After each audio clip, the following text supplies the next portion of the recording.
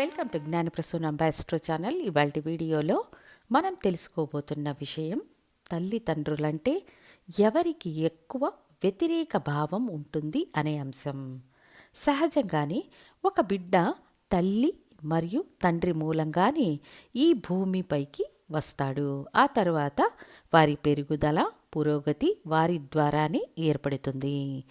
ఇది ఒక నిర్దిష్ట దశ వరకు బాగానే ఉంటుంది.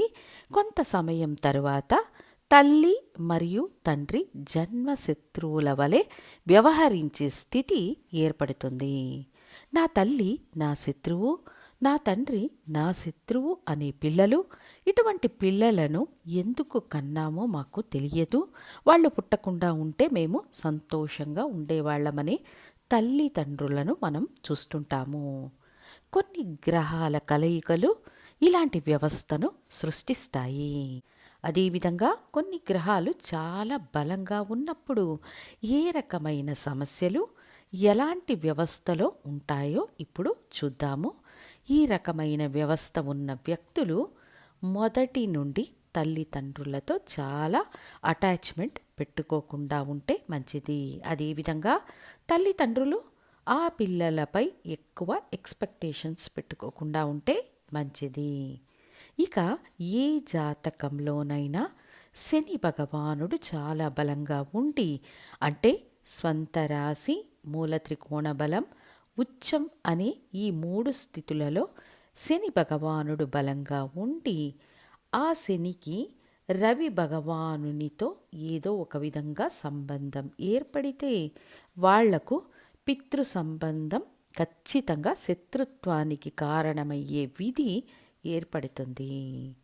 ఉదాహరణకు శని కుంభంలో కానీ మకరంలో కానీ ఉండడం, లేదా తులారాశిలో ఉచ్చస్థితిలో ఉండి రవితో కలిసి ఉన్న రవిని వీక్షించిన ఈ విధి యాక్టివేట్ అవుతుంది.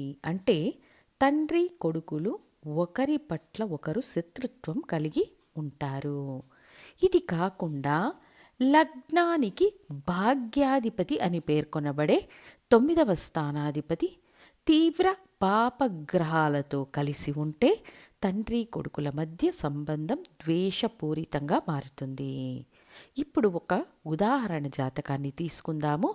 సింహ లగ్నానికి 9వ స్థానాధిపతి కుజుడు కర్కాటకంలో నీచ స్థితిని పొంది రాహువుతో క్లోజ్గా కలిసి ఉన్నారంటే ఈ జాతకునికి తండ్రి ద్వారా ప్రయోజనాలు తిరస్కరింపబడమే కాక తండ్రితో తీవ్ర వ్యతిరేకతను కలిగి ఉంటాడు. మాతృస్థానం అని తీసుకుంటే బుధుడు బలంగా, అంటే స్వంత రాశి, ఉచ్చం, మూల త్రికోణ బలం కలిగి ఉంటే తల్లి పట్ల అనవసరమైన శత్రుత్వం తలెత్తుతుందనేది వాస్తవం. అందులోనూ బుధుడు చంద్రుడు కలిసి ఉండి బుధుడు అధిక బలంతో ఉంటే ఖచ్చితంగా ఈ విధి జరుగుతుంది. అంతేకాక బుధుడు చంద్రుడిని వీక్షించిన తల్లితో శత్రుత్వం ఏర్పడే అవకాశం ఉంటుంది. అదేవిధంగా 4వ స్థానాధిపతి తీవ్ర పాపగ్రహాలతో కలిసి బలహీన స్థితిలో ఉంటే కూడా ఈ నియమాలు వర్తిస్తాయి. దీనికి కూడా ఒక ఉదాహరణ, ఒక తులా లగ్నం, లగ్నానికి 4వ స్థానాధిపతి శని భగవానుడు మేషంలో నీచం మరియు దిగ్బలం అనే స్థితిలో ఉండి కూడా కుజుడు చంద్రుడు ఉంటే తల్లితో తీవ్ర వ్యతిరేకతను, శత్రుత్వాన్ని కలిగి ఉంటారు. సో తల్లిదండ్రులతో వ్యతిరేకత, శత్రుత్వం ఏర్పడే వ్యవస్థలో శని బలంగా ఉండి రవితో సంబంధం కలిగి ఉన్నప్పుడు తండ్రి, బుధుడు బలంగా ఉండి చంద్రుడితో సంబంధం కలిగి ఉన్నప్పుడు తల్లి శత్రువులుగా మారే నియమాలు ఉంటాయి. ఈ 2 వ్యవస్థలు ఒక జాతకంలో ఉంటే తల్లిదండ్రుల స్థితి ఈ జాతకుడికి సంబంధించినంత వరకు బాగుండే అవకాశం అంతగా ఉండదు. ఇటువంటి వ్యవస్థ ఉన్న పిల్లలను ఆరంభం నుండే హాస్టల్స్లో ఉంచి చదివించడం, ఉద్యోగానికి పంపడం వంటివి చేస్తే ఇటు తల్లిదండ్రులకు అటు బిడ్డకు ఎటువంటి సమస్యలు ఉండవు. అదేవిధంగా 9వ స్థానాధిపతి 4వ స్థానాధిపతి తీవ్రంగా ప్రభావితమై ఉంటే ఇటువంటి నియమాలు ఏర్పడే అవకాశం ఉంటుంది.